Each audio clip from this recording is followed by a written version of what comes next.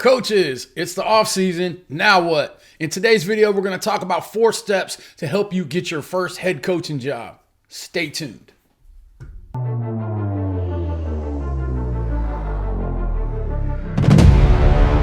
Coaches, welcome back to Air Raid Nation. This is Coach Coltharp coming to you again today. And today we're going to continue our It's the Off Season Now What series. We're talking about 4 steps to help you land your very first head coaching job. And hey, if these are the kind of videos that you want to see more of, man, I would really appreciate it if you drop a like on the video. That lets me know that you guys are interested in the content. And if you haven't already, subscribe to the channel, man. Help us get to 10,000 coaches. That would be amazing.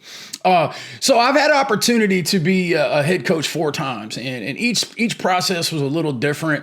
And you know, it's interesting to talk to guys who have applied for jobs and not gotten jobs over the years, and then other guys who just, you know, throw their name in a hat and bang, they're in charge. And it's just interesting when you talk to different types of people how that happens. So I thought today on the channel I would share with you what I think are kind of 4 steps that you need to think about and really apply as you search for your first head coaching position. Let's jump in the video. All right, coaches, let's jump into it and talk about the 4 steps that you can take to help you land your first head coaching job. I've been very fortunate. I've been a head coach 4 times here in North Carolina, and at all different levels, 1A, 2A, 3A, and 4A.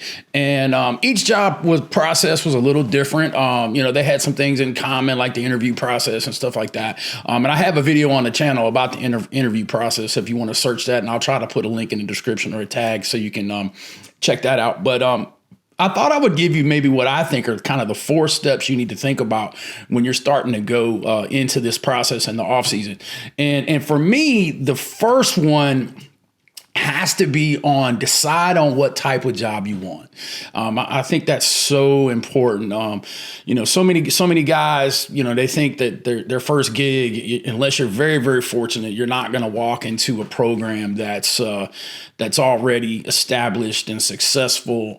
You know, very few guys get to do that. Do they get to go take that job where, you know, they win 10 games every year and they got amazing booster clubs and stuff like that? You know, that just doesn't happen very often, especially from the outside. Now, you may get lucky. You know, you work for a great, you know, coach and he decides to retire or resign or something. And then you just kind of, because you're the lead assistant, you just walk right into the job because, you know, a lot of principals, to be fair, they're apt to hire within because of the unknown. So if you're a good assistant coach where you are, if you've been blooming where you've been planted and do a good job and have been a loyal assistant, you know, you have an opportunity to walk into that position, you know, when and if it becomes open. So do you decide that are you going to hold out for a job like that, or are you going to go throw your hat in on a job where, you know, they haven't been successful with the last 4 or 5 or 6 or 10 years, and you know, they're just a revolving door of coaches. I mean, you know, there's something to be said about that. You know, are you going to go try to turn it around? Are you the next guy that's going to do that? I've been fortunate. That's kind of where I do. I go to places that haven't been very good and try to fix them. And that's been something I've been pretty successful at for the most part. Just going in and trying to build a foundation of a program. Because, you know, once again, most people don't get an opportunity to go to those places where they're just really, really good. I think I saw something one of the college guys had put out on Football Scoop the other day talking about, I believe it was Matt Rule talking about, you know, don't take a job where the expectations are not equal to the commitment. So, like, you know, people want you to win 10 games every year and they want you to do this and they want you to do that, but then they don't want to put money into the weight room. They don't want to put kids in weight training class. They, you know, they don't want to do the things they need to do to give you the facility that you need to do the job correctly. And you know, that there's something to that. So when you decide on those types of jobs, you know, you got to figure it out. Like, am I going to a school that's been a perennial loser? And am I going to, you know, take that opportunity? You know, I want to be a head coach that bad, because if you go in there and you go, you know, 2-22 or whatever it is over a 2 or 3 year period, are you going to be able to get another job? You know, because, you know, there's just some jobs that it's very tough to win, whether you're in a really big conference that has great schools in it. And, you know, some of the best coaching jobs I've ever done were, we had a losing record. But just based on who you play. Search your network. You got to research that job and search your network. You know somebody that knows somebody that works in that school if you're doing a local deal. And so that's really, really important. I mean, Max Preps makes it very easy now. You can go on there and see rosters and stats and historical stats and stuff like that. So you can kind of see, who the school is playing, what their what their tradition is and those kind of things. And I think that's really, really important. But there's more often than not, if you've been doing your due diligence, going to clinics and meeting people and doing stuff like that, somebody who knows somebody who can kind of tell you what's going on in there. So you don't never want to walk into a school blind, just blinded by that. That's important. Next thing would be clean up your resume. Update your resume, make sure it's cool. It has everything that you need to have it on it. I would suggest, there's a guy, coach, he's a principal now, Coach 4. You can find him on Twitter.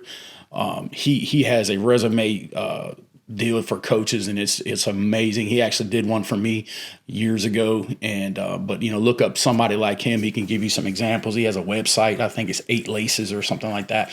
But make sure your resume pops out, because if you've ever been an admin, you go in there and you can see there's 70 resumes sitting on a desk, and what's going to make them look at yours.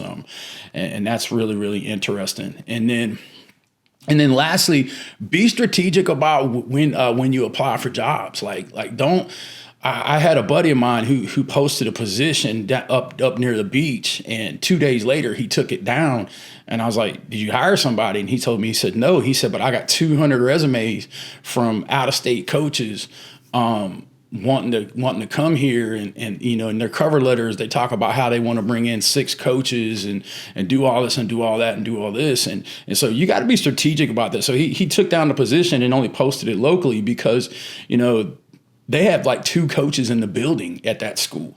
Most of the other guys were community guys and stuff like that. So these people were applying for this job, and they had no idea what the community was like, what the structure of the school was like.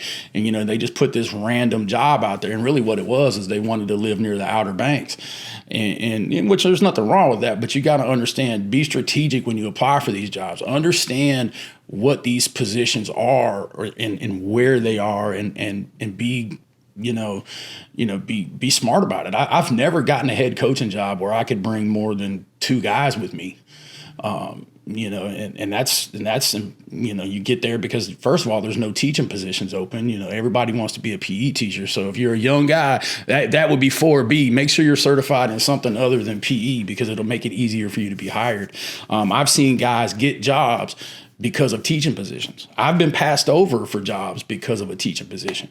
It wasn't the right fit. They had this opening, I was certified in that. And, and that pretty much excluded me from getting a job one time. So, just be smart and be strategic when you apply for jobs. Coaches, thanks for watching today's content. I hope you liked it. If you did, make sure you drop a like on the video, hit subscribe if you haven't. And as always, spin it to win.